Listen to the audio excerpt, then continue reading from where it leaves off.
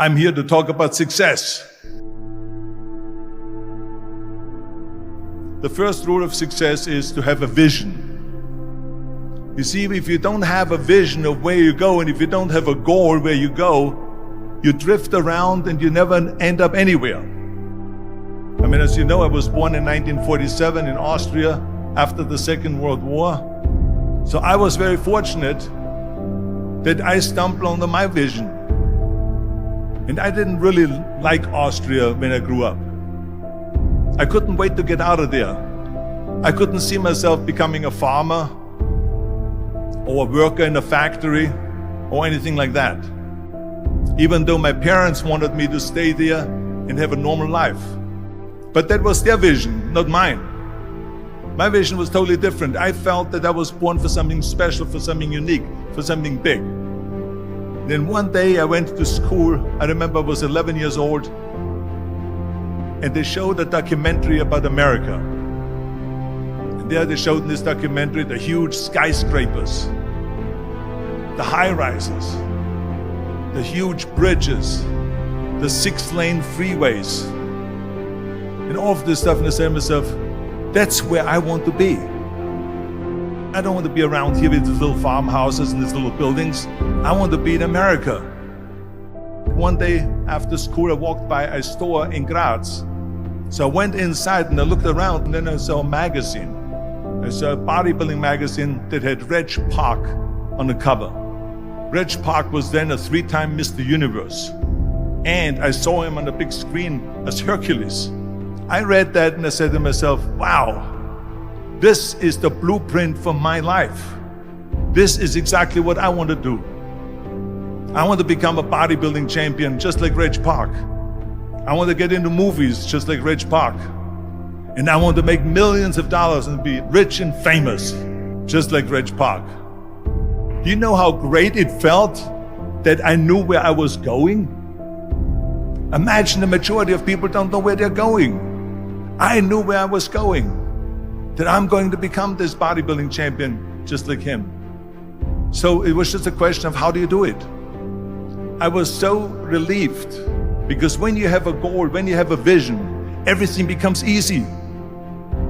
So people always ask me, when they saw me in the gym in the pumping iron days, they say, why is it that you're working out so hard? 5 hours a day, 6 hours a day, and you have always a smile on your face. And I told people all the time, I said, because to me, I'm shooting for a goal.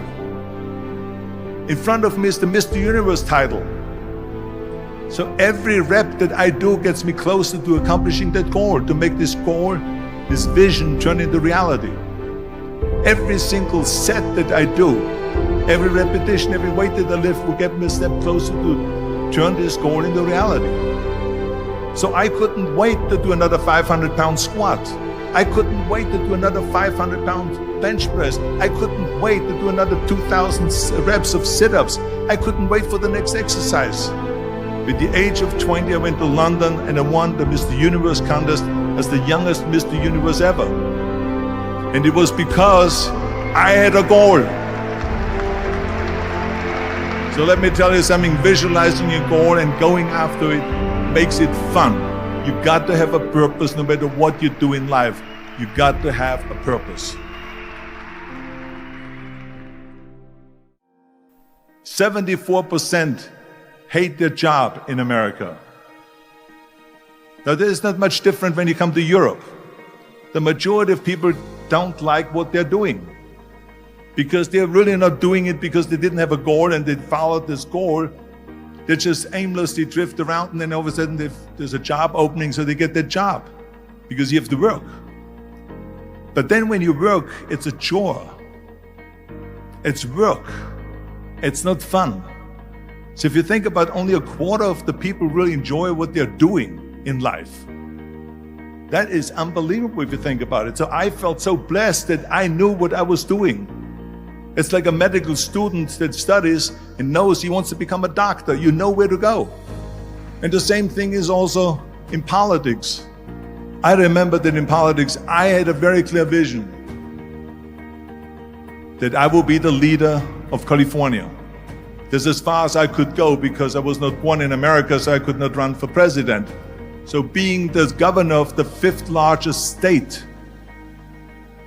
the largest state, the fifth largest economy in the world, was for me really the ultimate title, the ultimate accomplishment in politics. So even though people came up to me and says, why don't you go and run for something smaller, you're never gonna make it. I ran for governor, and then 2 months later I became governor of the state of California. Again, because I had a very clear vision what I'm gonna do with California. So that's rule number one, have a vision. Rule number two is, don't listen to the naysayers. Don't listen to the naysayers.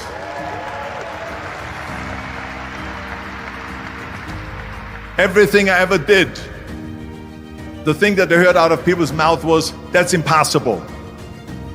That can't be done. Or no. That is exactly what I heard, and of course I proved to the people that it can't be done. So whenever someone said to me, it can't be done, I heard, it can be done. When they said no, I heard yes. And when they said it's impossible, I heard it is possible. I'm a strong believer of what Nelson Mandela said, that everything is always impossible until someone does it. Well, I'm gonna be the one, I said to myself, I'm gonna do it and I'm gonna show it to them. Maybe it has never been done before. That's perfectly fine with me. But I'm gonna do it. And I did not listen to the naysayers. It's all about the hard work that you put in. I said to myself, in bodybuilding I worked